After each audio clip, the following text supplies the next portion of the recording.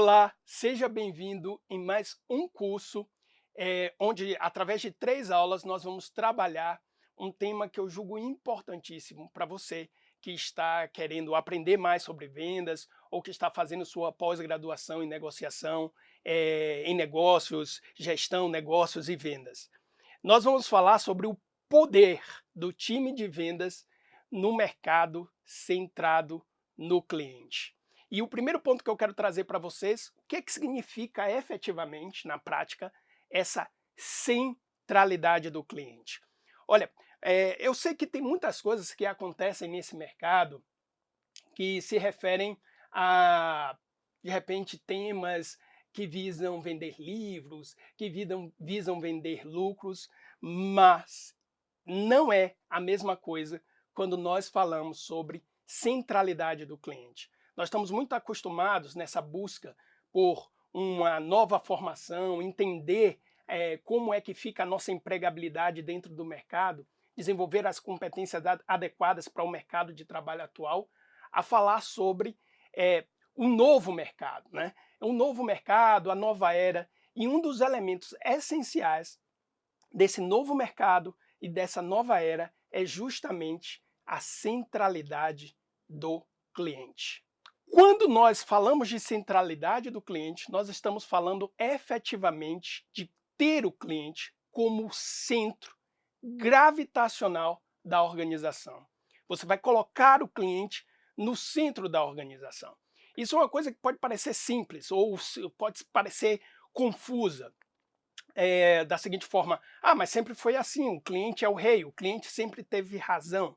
Não necessariamente. Quando nós falamos de colocar o cliente no centro da organização, nós estamos falando de mudar toda a perspectiva organizacional, a estrutura e os modelos de negócios, justamente para atender à expectativa, os valores, as demandas geradas pelas comunidades de clientes em torno daquela organização. Desculpa, eu estou professorando um pouquinho. Vamos tentar resumir isso daqui de uma forma melhor. Quando você pega uma empresa que ela foi criada antes desse movimento, dessa cultura, dessa mentalidade, vou já falar sobre isso, você percebe que essa empresa ela tem uma centralização onde o eixo central de sua organização é o que ela produz. Ou seja, o foco da empresa está no produto. Então, se eu falar uma empresa como, por exemplo, Ford, o que é que ela produz? Ford é uma indústria automobilística. Ela está centrada em torno de uma especialidade, de um conhecimento, de uma tecnologia desenvolvida, de uma expertise que é produzir veículos automotivos. Quando eu te pergunto assim, e a Tesla, o que a Tesla produz? Você vai chegar e dizer, a Tesla, ela produz veículos automotivos também, elétricos. Mais do que isso, nós sabemos que todo o conglomerado da Tesla, toda a organização em torno dessa empresa, envolve uma diversificação que busca atender uma expectativa de comunidade, de clientes em torno daquela empresa. Temos, por exemplo, rumores, inclusive do próximo lançamento da Tesla, que seria, sei lá, um smartphone que iria desbancar o iPhone. Isso é um rumor, tá?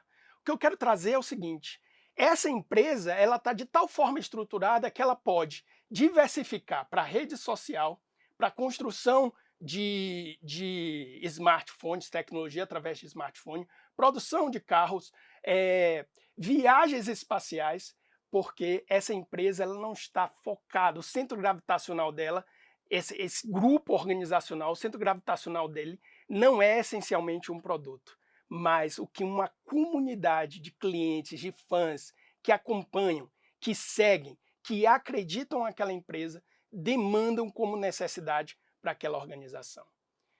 Para dar um outro exemplo, podemos pegar a Google, por exemplo. O que Google produz? Então, de novo, se eu trouxer aqui uma indústria, por exemplo, se eu falar o que é que uma empresa como Elevadores Otis produz, você vai dizer elevadores. O que Google produz? Então, estou pegando duas empresas, uma centenária, lá da segunda revolução industrial, empresa centrada no que produz, no produto, e uma outra empresa que ela começou fornecendo o serviço, construiu uma comunidade de clientes em torno delas e começou efetivamente a diversificar toda a sua produção para atender aquela comunidade. Até hoje eu não encontrei uma pessoa que conseguiu precisamente me dizer quantos produtos, serviços a Google possui. Então isso é um exemplo de uma empresa onde o seu centro gravitacional está na sua comunidade de clientes e não necessariamente em uma atividade, um produto ou um serviço que ela fornece. Mas para evoluir um pouquinho mais nisso, a gente tem que entender o seguinte, e aí entrar na dimensão do time de vendas. Como é que o time de vendas se encaixa nessa dimensão? O primeiro elemento é que a centralidade do cliente, ela existe em 3 eixos. Esses eixos são mentalidade, cultura e sistema organizacional. Vamos pegar o primeiro elemento. O primeiro elemento é o elemento da mentalidade. Uma empresa só será centrada no cliente se cada colaborador possuir a mentalidade da centralidade do cliente. E aqui a gente já começa a chegar no time de vendas. Veja, não só o time de vendas.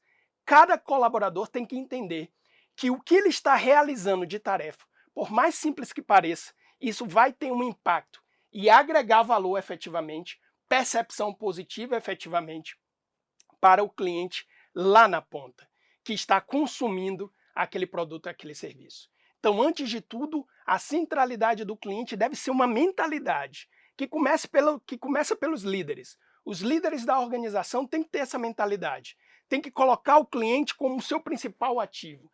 Tem que colocar o cliente, não enxergar como apenas uma oportunidade de fazer receitas, mas efetivamente ativos. Aliás, quando nós falamos da nova era, novo mercado, nós podemos citar aqui algumas empresas que elas operacionalmente nem dão um retorno financeiro, mas o valor de mercado, o valor econômico dessas empresas está associado justamente a essa comunidade de clientes que utilizam os serviços dessas empresas e que são fãs, que indicam e que são fidelizados ao serviço prestado por essas empresas. É muito comum isso ser visto no mercado de tecnologia, entre diversas startups, que muitas vezes, sem dar nenhum tipo de retorno financeiro ainda no curto prazo, ainda não teve nenhum tipo de lucro operacional, já tem um valor econômico altíssimo.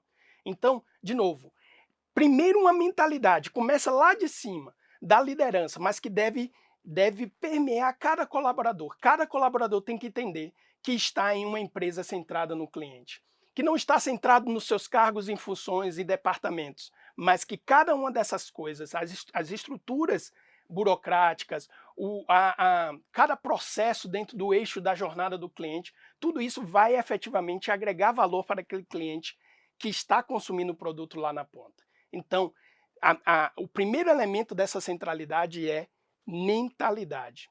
Cada colaborador deve ter essa mentalidade. Isso já traz uma dimensão e uma demanda de treinamento constante para que se forme efetivamente essa mentalidade em cada colaborador e a gente chegue num segundo nível, que é a formação da cultura. Quando a gente fala da cultura, nós estamos falando de um elemento que permeia toda aquela sociedade constituída pela empresa.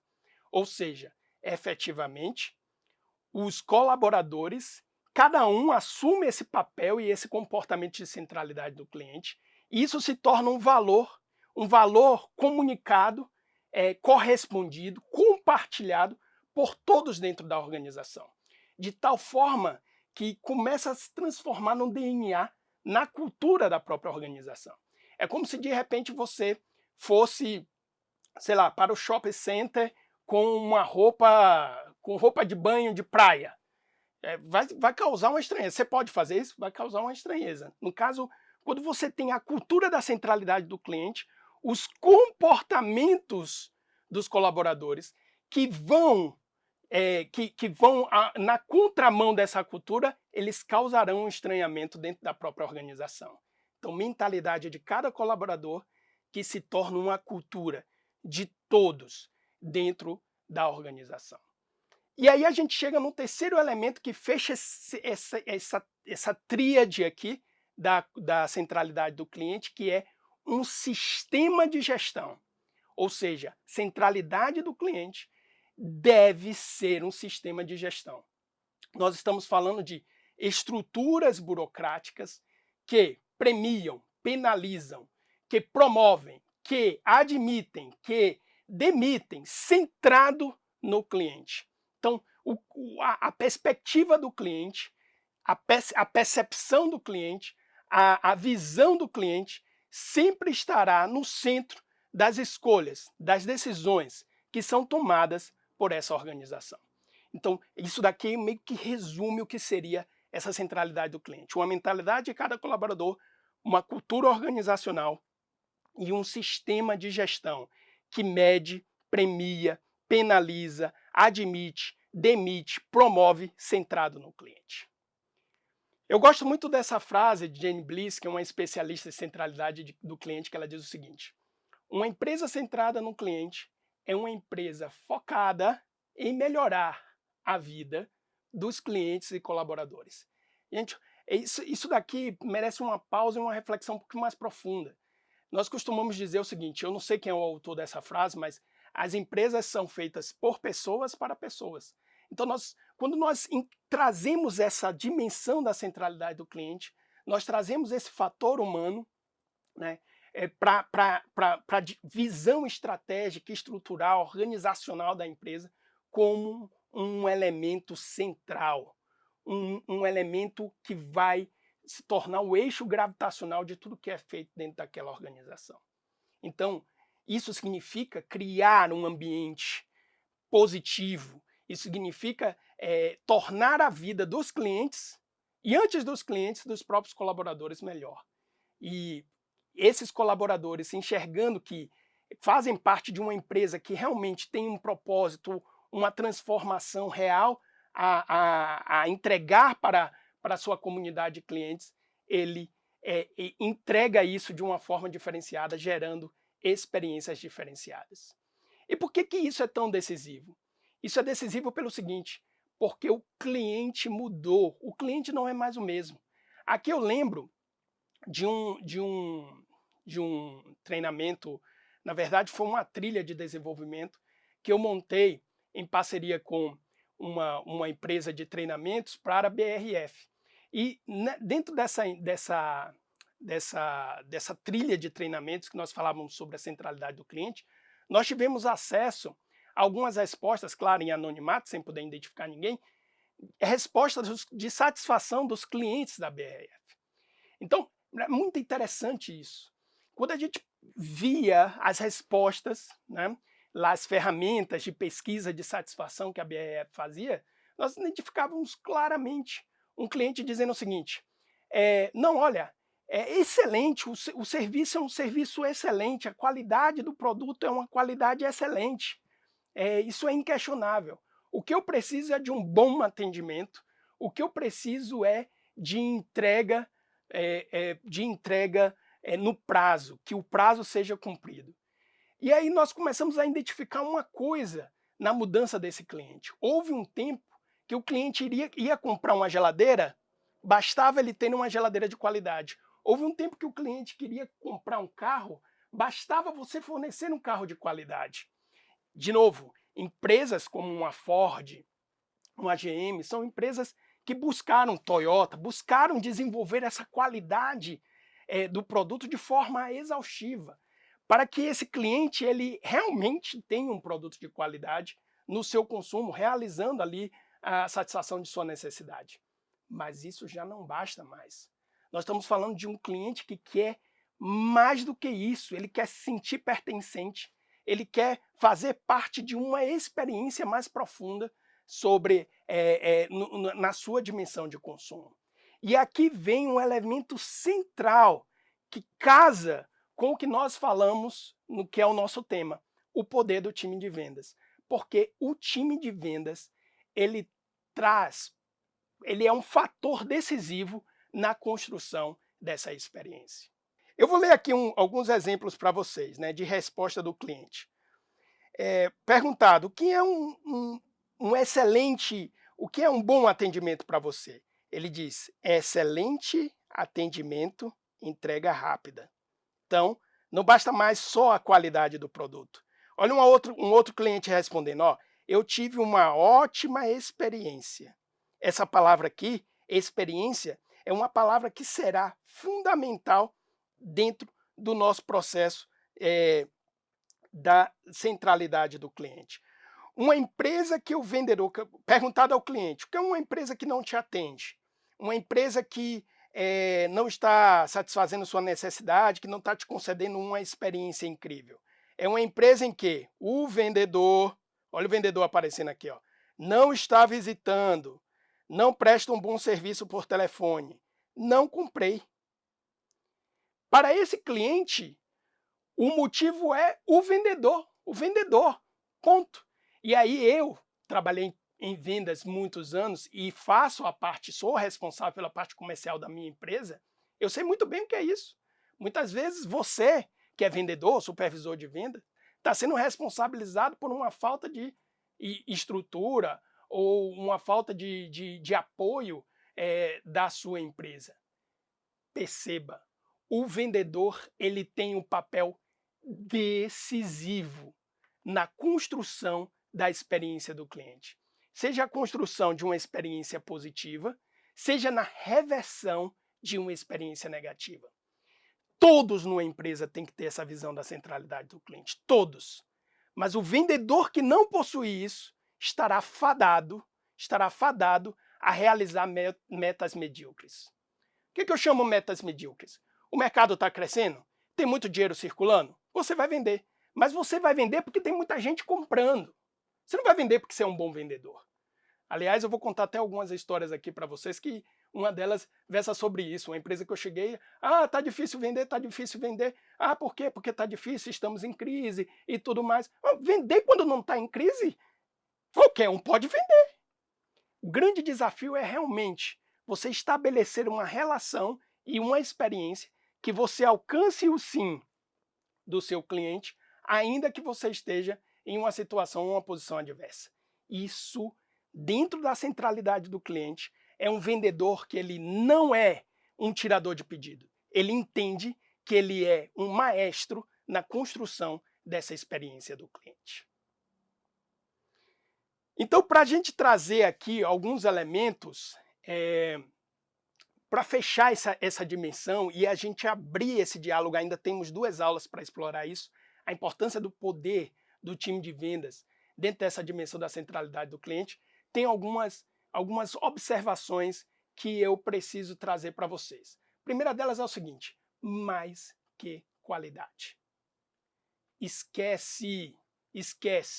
Seu cliente, qualidade é obrigação, qualidade é o start, qualidade é o início. Não adianta você achar que o grande diferencial na sua venda é você estar oferecendo um produto de qualidade. Esquece, cliente quer mais do que qualidade. Um outro elemento é experiência acima de tudo. Experiência acima de tudo. Nós estamos falando de uma construção de algo que mexe com a percepção desse cliente. E aí, nós vamos amadurecer isso um pouquinho mais lá na frente. Mas é entender, mais do que você entregar um produto de qualidade, você tem que construir uma experiência positiva e memorável para o seu cliente. Isso é a visão de um vendedor que possui a mentalidade e a cultura da centralidade do cliente. Um terceiro elemento, emocionar. O cliente ele quer se emocionar. Isso está relacionado à dimensão da experiência. Quando nós falamos de criar experiências memoráveis, positivas, nós estamos falando em associar emoções positivas. Essas emoções é que tornarão essas experiências memoráveis.